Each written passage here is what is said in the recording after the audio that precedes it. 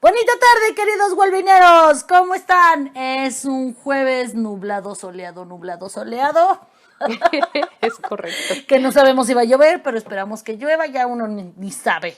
¿Cómo están? Soy Andrea Quijas Aguilar y estoy aquí con Silvia Aguilar. ¡Hola a todos! ¡Yay! El tema de hoy es incertidumbre, vivir sin respuestas. No es pregunta ni aseveración. No. Es ambiguo. Es ambiguo como la incertidumbre. Exacto. Que acompaña el artículo Se puede educar para la incertidumbre que publicamos el martes en nuestra fanpage. Este artículo lo escribió Super Sil. Cuéntanos, ¿cómo estás, Sil? Muy bien, ¿y tú? Muy bien. ¿Cómo te va con la incertidumbre del clima? Pues de la incertidumbre de la vida, ¿no? O sea, no solo del clima. Estamos viviendo tiempos de incertidumbre mucho mayores que en otras épocas, ¿no? Claro. Fíjate que tu abuela tenía una frase que me decía, uy, mi hijita, me dice, cuando yo era chica, para que yo me enterara de lo que pasaba en Rusia o en China, pasaban años y años, ¿no? Y entonces yo me venía enterando de lo que pasaba en esos países 3, 5, 6 años después. Entonces la mamá de Benito Mussolini no se pudo haber enterado de Benito Juárez porque pasaba mucho tiempo. ¡Gol! Para empezar. O sea, no sé, es una pregunta. No venga Hacienda a revisar mis cuentas. No, por favor, cállate. ¡Solo una pregunta! Nos van a echar al SAT por tu culpa, ¿eh? No, Sandy. Sandy es Santa Contadora. Es correcto. Entonces, pues obviamente la premura, los acontecimientos, la velocidad de la información, de repente es paradójico pensar que con este exceso de información tuviéramos todas las respuestas, ¿no? Claro. Pero la verdad es que no es así. No, de hecho está el síndrome de la infoxicación del que hemos platicado, o sea, tantísima información te intoxica y te asopenca y ya ni vas para adelante ni para atrás. Y creo que hablando de esta super disponibilidad 24 horas de la información, no nos ha caído el 20 como seres humanos de lo que representa y por eso tenemos ansiedad, por eso tenemos horas de trabajo locas, porque queremos ir al mismo nivel que las máquinas y no estamos diseñados de esa manera. Y eso nos genera incertidumbre. De hecho, estamos diseñados para ser costumbristas, o sea, el hombre es un ser de costumbres, ¿no?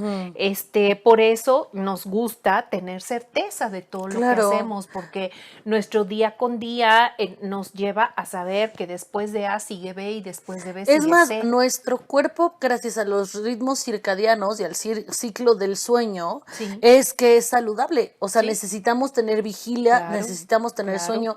Hay un montón de experimentos de gente que es privada del sueño, que se deschaveta bien machín, y no solamente del cerebro, o bueno, o sea, de la psique, pues, sino que en realidad ya no pueden asimilar ciertos alimentos. O sea, es una bronca, somos ritualistas, como dices. Somos ritualistas de costumbres. El hombre es una persona, un ser de costumbres, y obviamente pues nos gusta tener el control de lo que ocurre, ¿no? Nos gusta tener el control de las cosas porque eso nos da certeza. Y la ambigüedad, lo cierto es que hoy cada vez tenemos menos control sobre los acontecimientos y sobre los sucesos. Y la ambigüedad ya forma parte de nuestro día con día. Porque además también creo yo que a mayor información, mayor empoderamiento. Entonces, absolutamente. Por ejemplo, me imagino las personas, antes de que estuviera la tecnología, todavía cuando no había tantos coches y no era como esta situación de caballitos o de andar a pie, ¿no? No tenían la certidumbre de que fuera a llover o no, o lo que fuera a decir el gobierno, pero su conocimiento era limitado y no tenían la necesidad de saber. Sí, pero podían predecir y muchas cosas. Hay gente que es chida. La gente de campo que te dice por el color de las nubes. Que sí va a ser frío, que sí. Claro, oye, el otro día vi un meme donde está el cielo negro, negro, y dice, no sé si va a llover o si voy a entregar el equipo y vienen por mí, ¿no? O sea. Que decía, no sé si recoger la ropa o arrepentirme de los pecados. Señores, vayan por su ropa. Vaya por Ya, la- ¿para qué te arrepientes? Lo hecho, hijos. Si no capitalizas del fracaso, Sí. ya, En aunque esta te parte arrepientas. de buscar zonas de confort y de buscar certidumbre, recuerdo mucho cuando tú eras pequeña y tus hermanos eran pequeños, este deseo de ver una película una Yes. y otra vez. Pues Me no acuerdo solo de que pequeños, yo amo ver películas una y otra repetidas vez. ocasiones, sí. Teníamos una videocasetera que recuerdo mucho, creo que la primera, antes de VHS, La que maté eran betas. con la Catarina. Sí. Antes del VHS había un tamaño beta y eran los cartuchotes esos de películas y era ver una y otra vez la misma película, ¿no? Y esto habla de que los niños pues disfrutan esta parte porque es la sensación de saber ya qué va a pasar, ¿sí? O sea, tú ya sabes en qué termina la Y historia. te aprendes los diálogos, Exacto, ajá. ¿no? Entonces, los niños finalmente les gusta la certeza porque les gusta tener la información al respecto de los personajes y de cómo va a pasar la historia. Y esta certeza te da obviamente seguridad y te da la posibilidad de encontrar respuestas a lo que ya sabes que va a suceder. Y eso no Porque ya impacta sabes. en el detrimento del goce. ¿A qué voy? No. O sea, por ejemplo, me acuerdo mucho de que cuéntamelo otra vez y cada que lo volvías a contar Sí. o cada que lo volví a ver, me vuelvo a reír en la misma situación. Me Sí. vuelve a sorprender que Scar le aplique los combos a Mufasa, ¿sabes? O sea, el saber de antemano no implica que ya me aburra. Sí. Y tampoco implica que no Sí. deje de gozar como la primera vez. Exacto.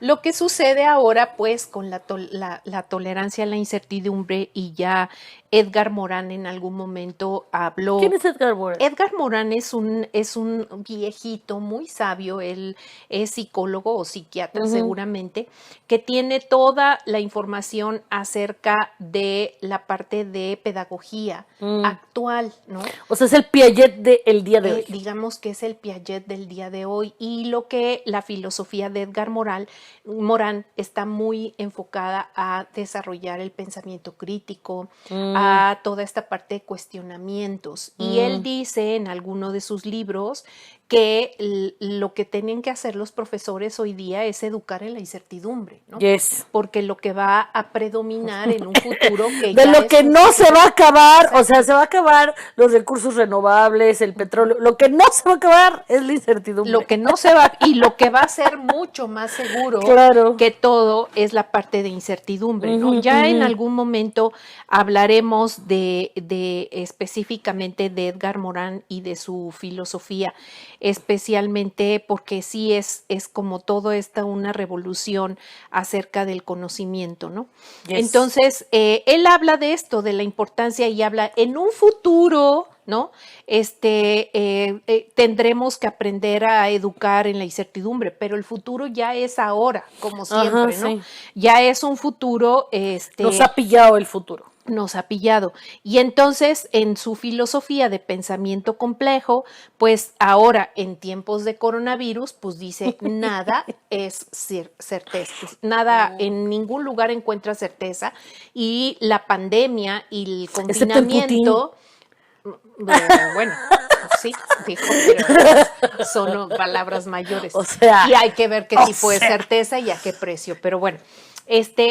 Finalmente lo que es la pandemia, el coronavirus, el confinamiento, afectó el orden político, social, económico y educativo de todos los países. Claro.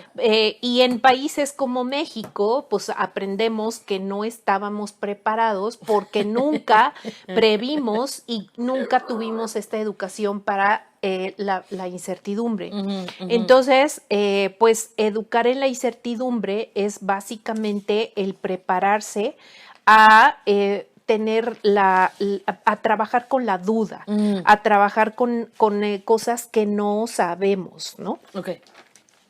¿Qué entendemos, por ejemplo, por incertidumbre? Sí me gustaría, no sé si estés de acuerdo, Ajá. en dar una definición de incertidumbre. O sea, así a ojo de buen cubero, para mí la incertidumbre es la falta de encontrar el control. O sea, por ejemplo, yo sé que puede que llueva o puede que no llueva, pero no siento incertidumbre porque estoy preparada para resolver cualquier situación. Ajá. O sea, si llueve, me saco mi chamarra. Si no llueve, Sí. me quito el suéter, ¿no? Esa sería como la visión de la incertidumbre como motivadora. Exacto. Porque finalmente tú tienes confianza en que pase lo que pase, tienes los recursos para hacerle frente. Sí. Pero eso, Andy, toma educación para que la Claro. gente pueda hacerle frente así Claro. a una situación aparentemente sencilla como la que acabas de Exacto. mencionar. Y porque estás en equilibrio, Claro, ¿sabes? necesitas preparar a las personas. Fíjense que, así como creo que ya les habíamos platicado que Silly y yo nos gusta mucho ver novelas coreanas y que estábamos viendo una que se llama Sain Dang, que es de una pintora coreana del periodo de cuando Corea no era Corea, sino era Joseon o Joseon, Por no ahí sé del cómo se diga en español. 500 y pico, ¿no? Ajá, 1500 y Sí. tantos. Entonces, y nos gusta mucho las historias asiáticas nos gustan porque no es lo mismo de que la rica que se hace pobre y que cachetean en el lodo y que maldita lisiada. No, son como historias diferentes. Sí. Pero esta es una historia que habla de este personaje de la Samdang, que no sé tampoco cómo se pronuncia, que resulta que ahorita es una persona muy reverenciada y están descubriendo lo fregona que fue esta pintora erudita, poetisa.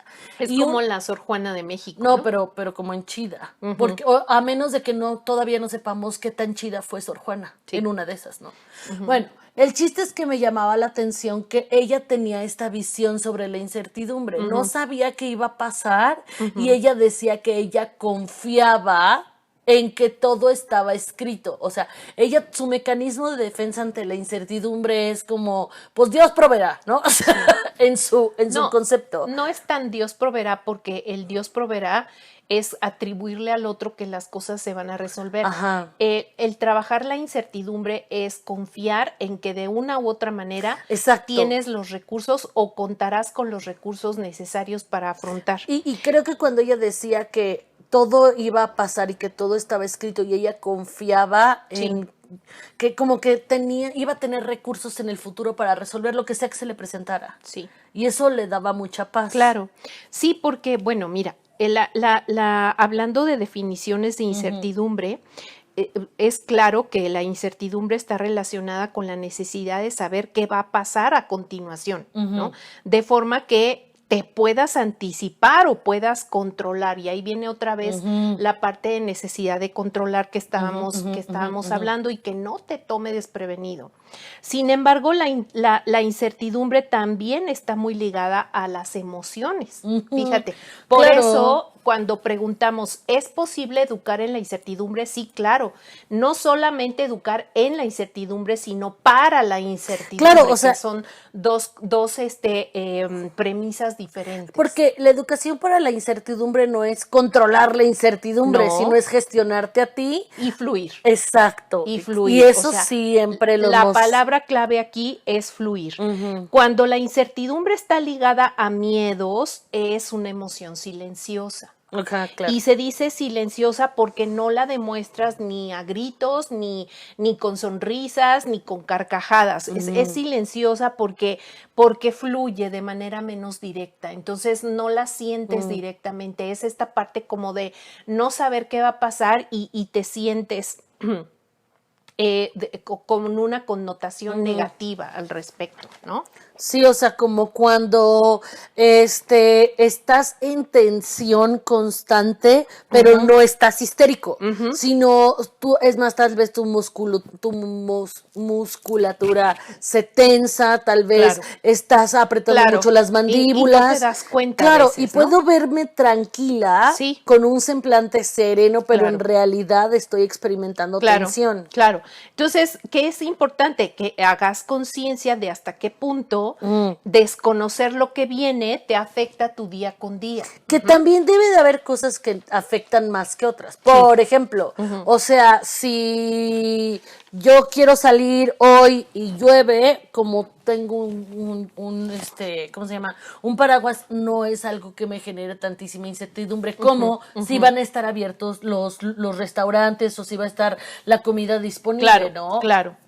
Fíjate que hay una persona que se dedicó a estudiar algo que se llama la necesidad de cierre cognitivo, Ajá. que vinculó este concepto con la incertidumbre, Ajá. ¿no?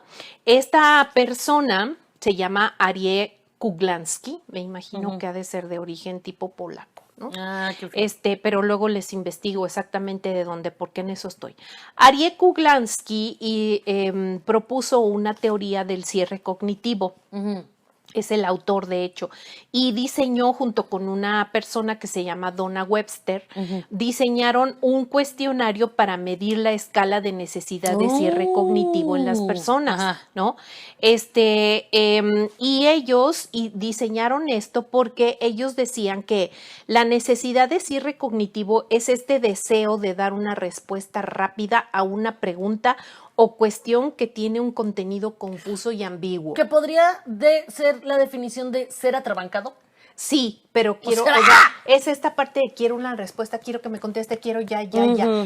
La necesidad, haz de cuenta, la necesidad de cierre cognitivo se da mucho cuando estás en el WhatsApp, cuando estás y no te contestan y te dejan en visto, ¿sí? Es esta desesperación que tienen algunas personas de no me contestó, no me ha contestado, no. O en algunas circunstancias, porque igual si le mando un meme a mi hermana, no me importa que no me conteste, pero si quiero que el marido me conteste, ahí se me pongo furis. Sí, claro, ¿no? en algunas circunstancias, ¿no? Ajá. O sea, cuando el cierre cognitivo no se produce, entonces entramos en una situación de ansiedad hasta que no te contestan, hasta que no obtienes la respuesta, ¿no?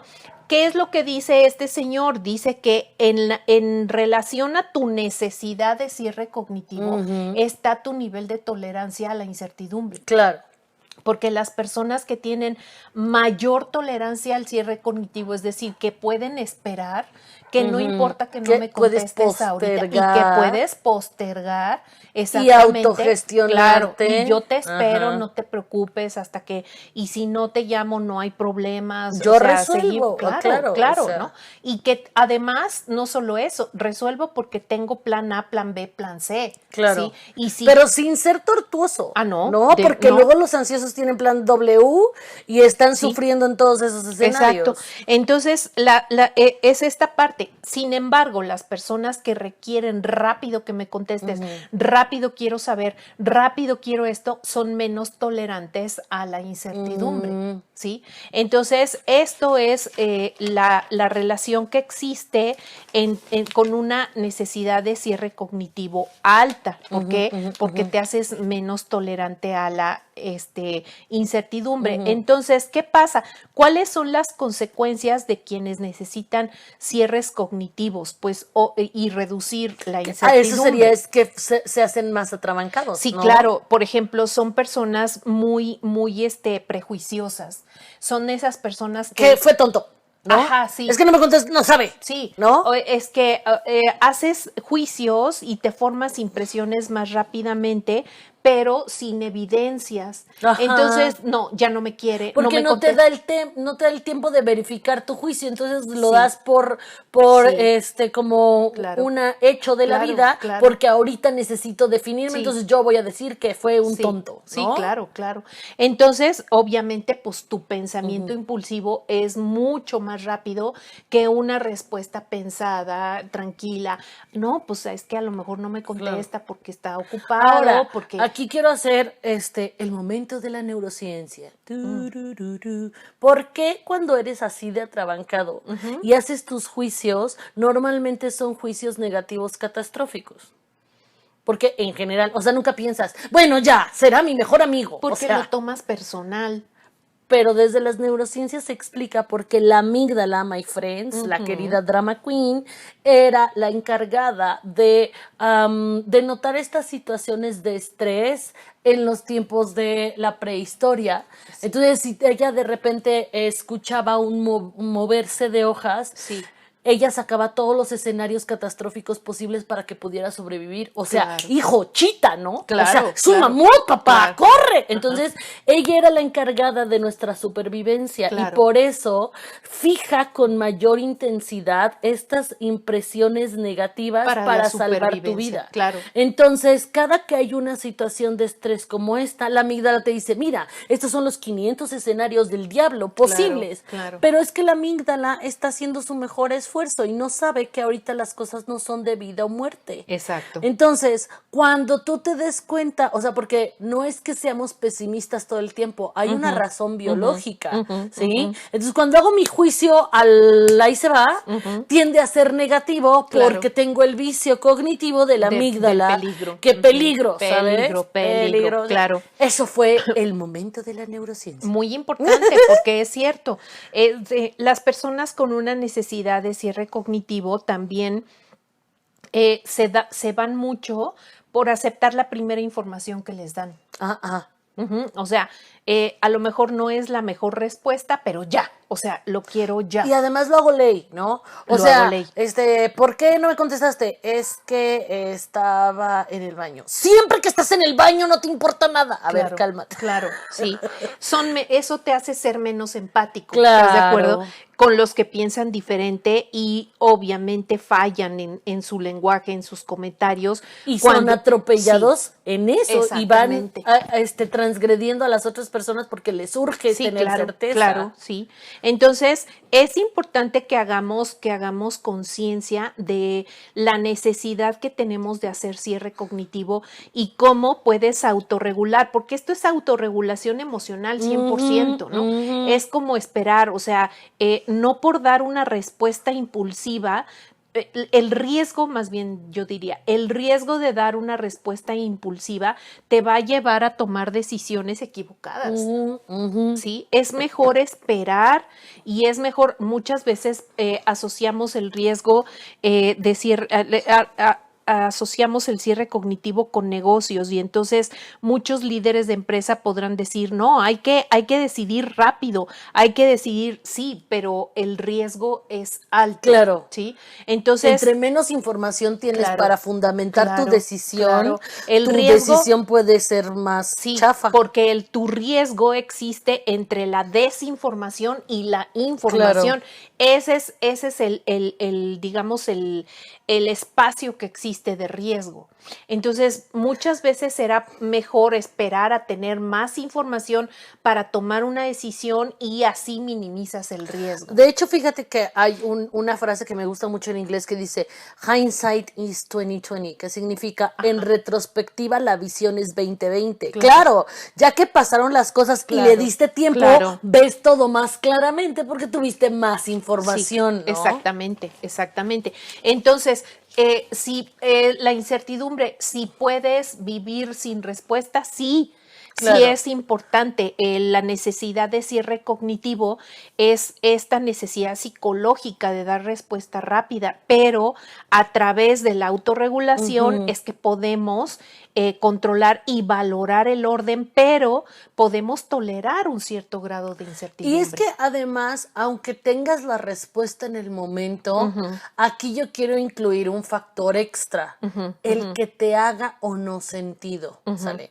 Por ejemplo, si yo necesito saber por qué el Chimi gritó la otra vez el 16 de septiembre y me digan porque fue sin querer, le va a quitar un poco de especial porque yo creo que él se quería sumar a nuestra celebración, ¿no?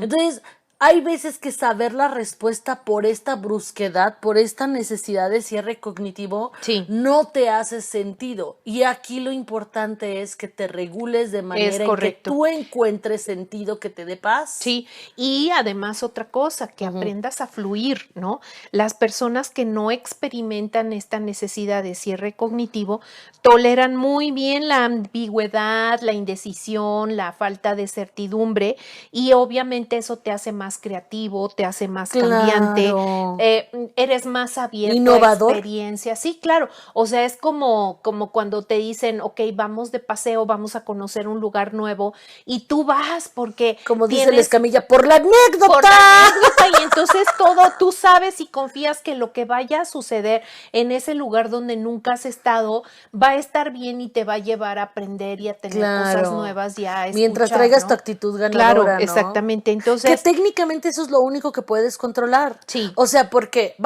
quiero sumarme a tu tren en la actitud de vámonos de vacaciones a la Conchinchina. Ajá. Si vamos libres, ¿no? Tomando decisiones en el momento, es probable que nos dejemos sorprender y vayamos con una visión más mindful. Sí, claro. Si fuéramos súper controladoras y a las 3 de la tarde tenemos que tomar el camión, pero a las 3:15 tenemos que estar comprando y 5 minutos se tardan en hacer los sándwiches y de repente te sales del horario y las cosas se salen de control, lo arruina todo tanto, claro, que entonces no, o sea, lo que tú pensaste, claro, no te dejas sorprender. Claro. Y creo que eso de dejarte sorprender por tus relaciones, por tus profesores, por tus mismos experiencias, es algo que podría, si tienes un alto nivel de intolerancia a la certidumbre, tal vez te podría ayudar.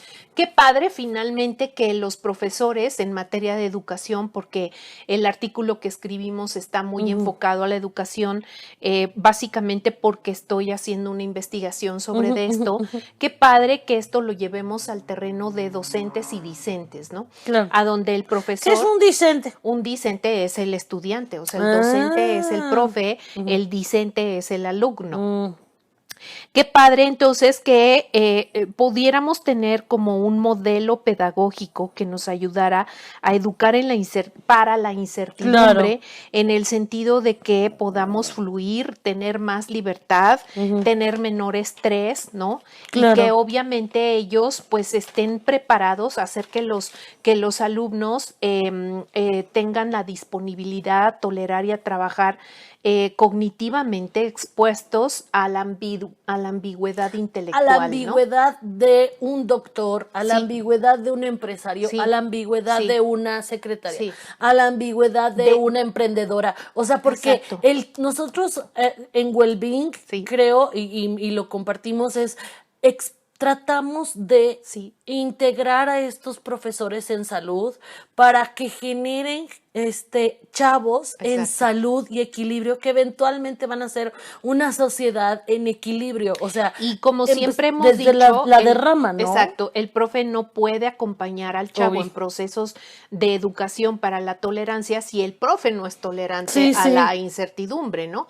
Entonces, primero el profe tiene que trabajar, por esta parte de flexibilidad, de fluir, de bajar la necesidad de control, para que el chavo se haga mucho más. Un chavo, por ejemplo, que tiene una necesidad de cierre cognitivo, es un chavo desmotivado.